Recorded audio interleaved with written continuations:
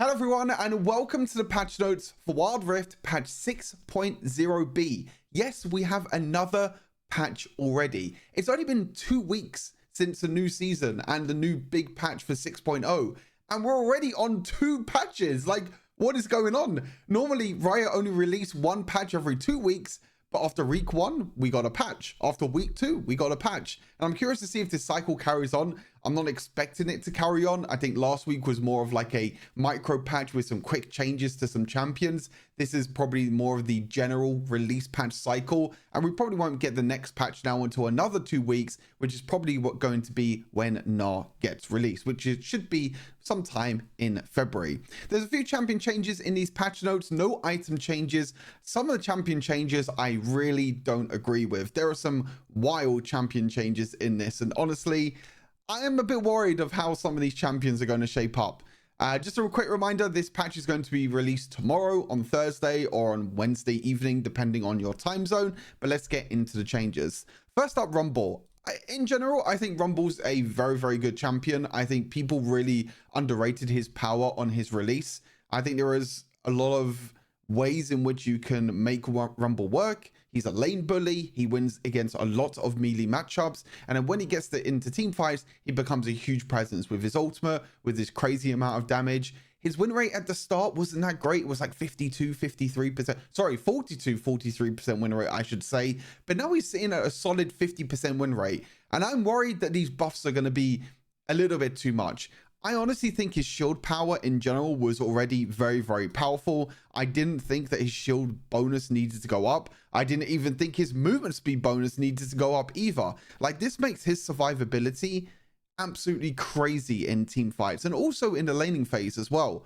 The great thing about Scrap Shield is that it has a very low cooldown, and normally what you do is you spam this ability over and over again to stay above 50 heat. And when you're above 50 heat, all your other abilities become enhanced and they deal bonus damage, get more slow, reduce the magic resist by more. So when you're spamming this ability over and over again, you're getting more shield value, you're getting more movement speed, and also the shield value and the movement speed bonus gained with the danger zone are 150% of the base value. So I honestly didn't think Rumble needed a nerf. I'm very worried about this nerf, and I'm very worried that this is going to take Rumble maybe into like the 52, 53% mark. Because like I said, I think his damage is great. I think his teamfight presence is great.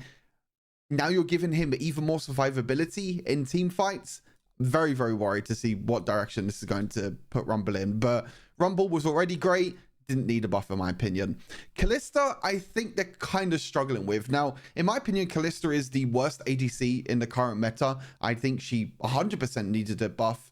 The problem is that if you buff Kalista too much, then Kalista Baron lane becomes way too powerful. Kalista solo lane becomes way too powerful. So what they're trying to do is they're trying to buff the passive damage on the second ability, which if you don't know how it works, basically, when you auto-attack a champion or when your support auto-attacks a champion or uses an ability, when the other person auto-attacks that same champion, you deal bonus passive damage. And this is where it's coming into. The bonus passive damage is going up. So it's really helping you in the 2v2 duels and also especially helping you in team fights. And also the cooldown's going down from 10 seconds to 8 seconds. It's a nice 2% buff. I don't know if it's going to be enough though. The thing is with Kalista is that she is and always will be a lane bully. She is very, very strong during the early game, and she should be a champion that is very strong during the early game since you have so much mobility, you have so much poke damage, you have the execute as well with a third ability. But like I said, the problem is that you buff her too much. She gets OP in the Baron lane, so you have to nerf her again, and her nerf that she got before was way too much and made her very, very weak. So I'll have to give her a try again, see what she's like after this buff. Maybe she'll be okay. I'm not too sure. I'm kind of worried to see what direction Kalista's going to go in. I mean, things like Blade Rune, King, Terminus, Ruinous Hurricane is good in this meta. Kalista can maybe be okay with the amount of mobility that she has. We'll have to wait and see. This does absolutely nothing. Giving 10 base damage to Evelynn's ultimate does absolutely nothing. I mean, 30 damage, 20 damage. They're basically trying to buff early game Evelynn. Like level 5, her ultimate does 30 more base damage. This champion still does no damage at all. Like, this champion is not very good right now, unfortunately. Probably one of the weakest in terms of the assassins out there, in terms of junglers. The problem, I think that what they actually need to do is probably make her charm last longer, because her charm doesn't last long enough. Also, cleanse is in the game now. You have QSS, You have Veil enchant. You have Stasis, which just counters Evelynn. You have so many resources that counters Evelynn, and assassins in general don't really do that much damage anymore. I can see the direction that they're going in to try and make her ultimate more powerful so she can try and snowball a bit more in the early game, but I just think she needs damage elsewhere on top of her ultimate. Jinx buffs are pretty interesting. I don't really know what to think about this, to be fair. Mana consumption at each attack on the rocket launchers going from 30 down to 20. Quite nice, especially in later team fights. It's quite good. You normally always start off with your rocket launcher at the start of team fights. And damage from fish bones goes from 107% to 110%. So you're getting like a 3% damage buff. I don't think this really does a lot, to be fair. I mean, maybe I'm underrating how much mana you actually consume already with your rockets. And maybe this allows you to get another cast on your second ability or even your third ability, or even try and cast your ultimate. But when enemies get close enough to you, you're supposed to swap back to minigun form anyway. So I never really feel like you run out of mana. This damage will be quite interesting. I think Jinx is in a relatively decent spot. I think with the durability buff, she's able to survive a lot more during the laning phase. She can play a lot more passive. And then if you have an enchanted support by your side, like a Lulu or someone like that, then if that support can keep Jinx alive, then she can pop off in team fights. But again, I think that there are other hyper carries right now that just do more damage than her. Urgot just a bit of a buff in terms of the early game, the passive going up, the bonus damage going up by 1% at every single rank. Urgot's in a pretty decent spot. I don't think this will do too much, but Urgot was already pretty nice. So nice little buff there for Urgot. This is a pretty crazy buff, in my opinion. I think that this might make Riven top lane become meta again. This base damage on the first ability is pretty darn crazy. 10% at every single rank on your first ability. And you have to remember, you can keep using this over and over and over again. And you can keep using it over and over again. They are nerfing Riven Jungle, which Riven Jungle is very, very powerful at the moment just because of her mobility and what she's able to do. Her gank pressure is also very strong. In terms of Baron lane, she just struggles against a lot of matchups at the moment.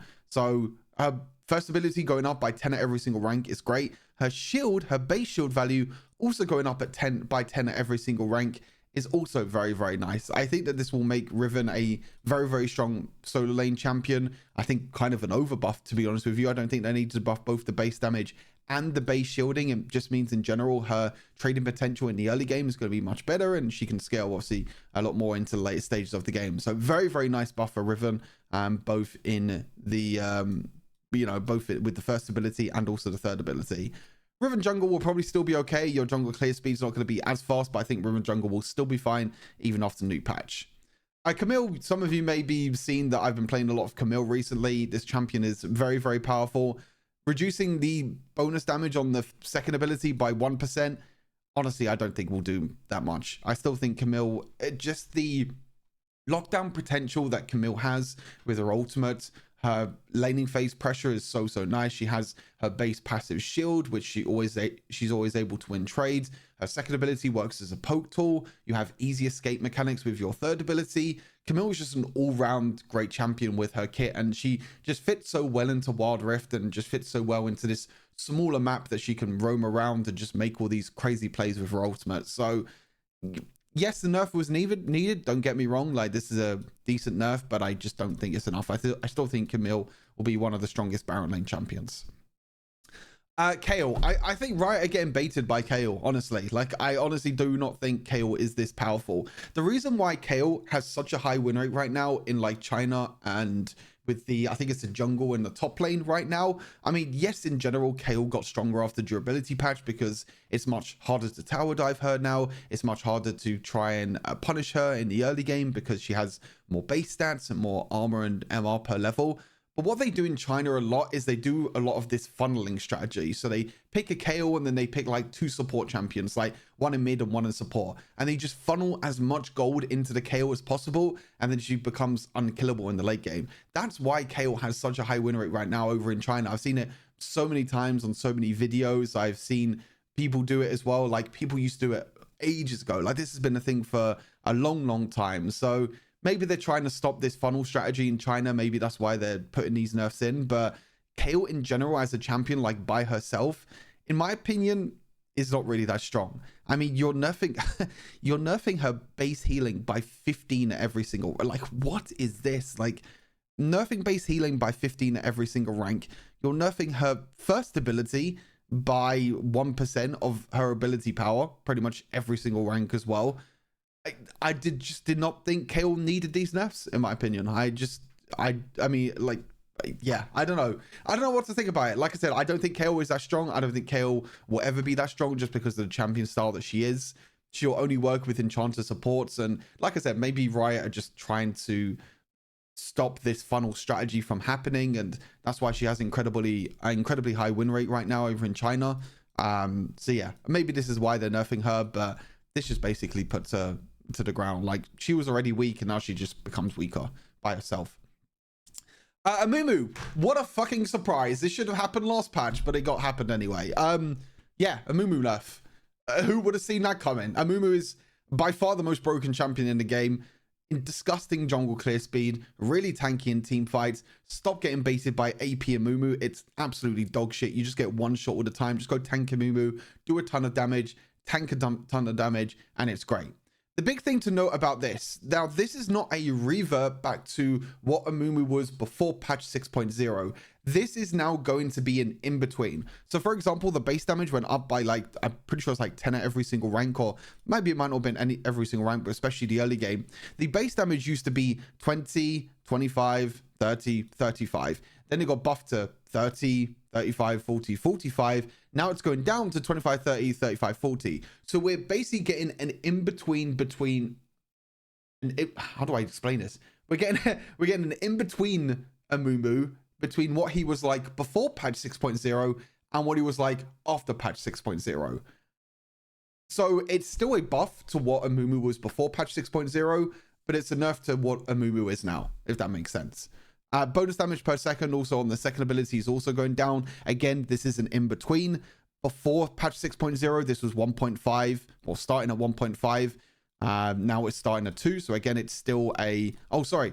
My bad. It's here. Sorry, it was 1. My bad. I was reading this. I was reading the before, not the after. Yeah, sorry. Before it was 1, but now it's 1.4. Before, the second ability bonus damage per second was 1% going up. Now it's 1.4, 1.8, 1.2. Again, it's an in-between of the two. It's going from 1 to 2 to 1.5. And then they added another nerf on top of it. Basically, the bonus damage on the ultimate, the ability power ratio going down. So yeah, just don't play AP Amumu. Just play tank Amumu. You'll still win every single game. The champion's still great. I don't think this affects too much. Jungle clear speed will still be great. Everything will be good. Don't worry about this nerf. He will still be completely fine. And then Soraka, a little bit of a nerf. A little bit of a cooldown nerf on the second ability. The cooldown going up by 1 second every single rank. Just making sure that Soraka can't heal as much as she wants to during team fights. Some system changes. Baron Nashor, shorter the time it takes for Baron Nashor to join combat. Cool. This thing is the most annoying thing that I think Riot have ever added into Wild Rift. This note deluge. This is like when Baron summons these notes from the sky. They slam on the ground, and if a champion is spawned in there, you just like transform into an instrument. Whose idea was that? And also, when you transform into an instrument, you can't smite, you can't use abilities, you can't auto attack, you can't do nothing. So if you're starting Baron and the enemy team's trying to take Baron from you, gets transformed into this instrument. Oh, enemy team has free damage against you for no reason. Like, just remove this, please. Like, whatever. I don't care. It's gone down from 2 seconds to 1 second. Just remove this. This is the dumbest thing ever. Absolute dumbest thing ever. And then we have some game mode changes. ARAM, some items, and some balance changes to ARAM, and then Hextech ARAM as well. Some balance changes again. And that's everything. And then we also have the new skins, which should be at the bottom, but they probably haven't added that yet. But we also have new skins with Lunar New Year. As I said, in general, not a big patch. Nothing too big changing. Again, some of the buffs I'm very, very worried about in terms of Rumble and Riven. I definitely have to give them a try again.